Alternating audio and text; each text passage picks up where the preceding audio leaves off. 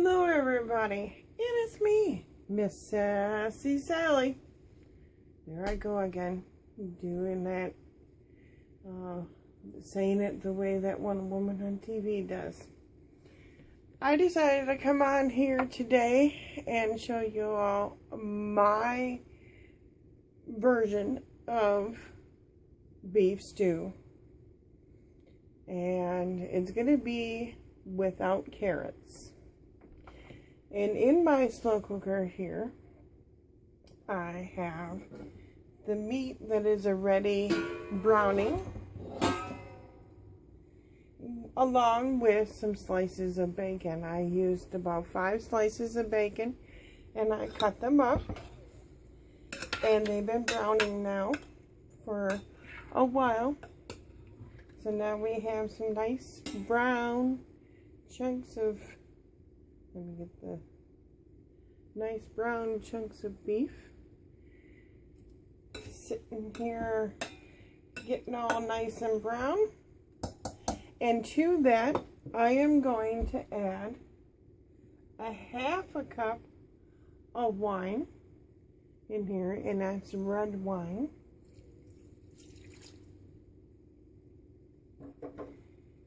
And a 1/4 of a cup of balsamic vinegar, and it brings out the flavor in the meat.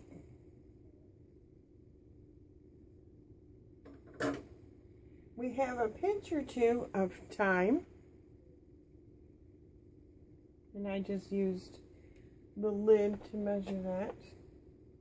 We have 2 bay leaves here. And this is called Chicago Spice. And it comes in a jar like this, called Chicago Spice. And it's for steaks or stews, or it's for steaks, ribs, stews, chops, whatever you want. I have about a tablespoon to a tablespoon of half. And inside this, it has salt, black pepper, sugar, garlic, onion, lemon, citrus acid, and hickory smoke flavor. So, here goes about a tablespoon to a tablespoon and a half of that. About a tablespoon to a tablespoon and a half of dried basil leaves.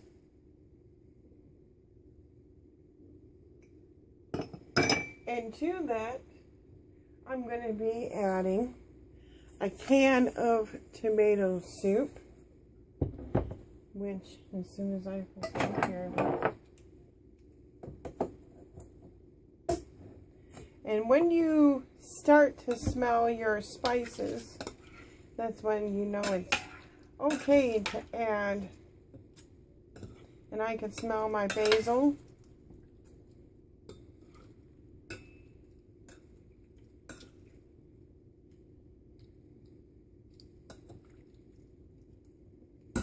In there, give that a stir, and now I'm going to add my tomato soup. Maybe not the whole can, we'll see.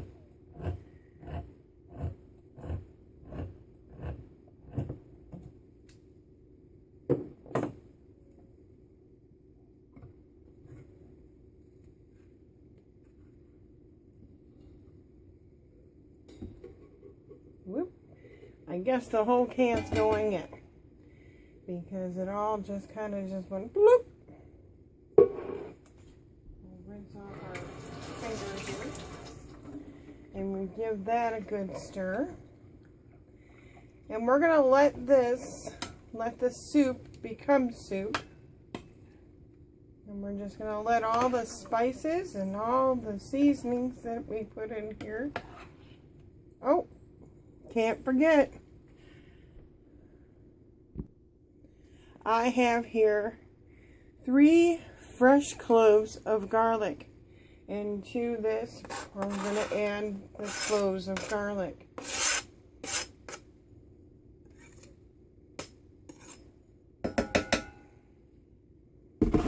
And my husband says it doesn't have enough garlic if he can't taste it. So I'm going to make sure that there's plenty of garlic in there. Now we're just going to stir this up. And we're going to let it do its thing for about an hour.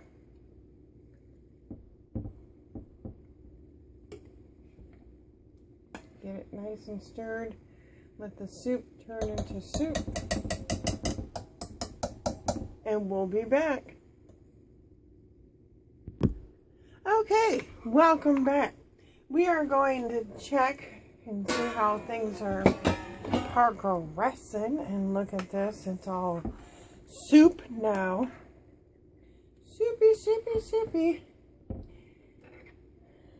And what we are going to do at this point is I have a bowl of potatoes that's been sitting in some water, and I'm going to use the water because it has starch in it, and it'll also help to thicken up some of this.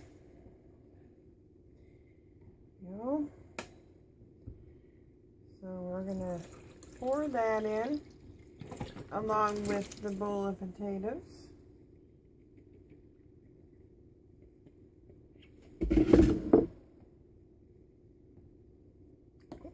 And I don't dice up my potatoes when I'm making stuff like this. And right now it's soupy, but later on we're going to put some cornstarch in here, and that'll thicken up the soup here to turn it into a stew. Now we're going to add, I have a bowl here, and I have a bowl of 2 onions and some cabbage. This is why I say my stew is a little different than regular stew.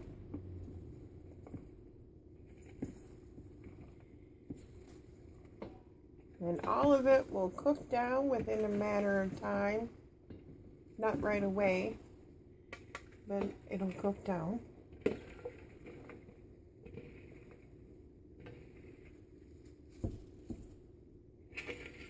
But Sally, you're probably saying to yourself, it is so tall. You can't even get the lid on. Well, once we mix this around, mix it all in there and kind of squishy it in. This stew does take an awful long time to make. So you might want to give yourself 3 to 4 hour head.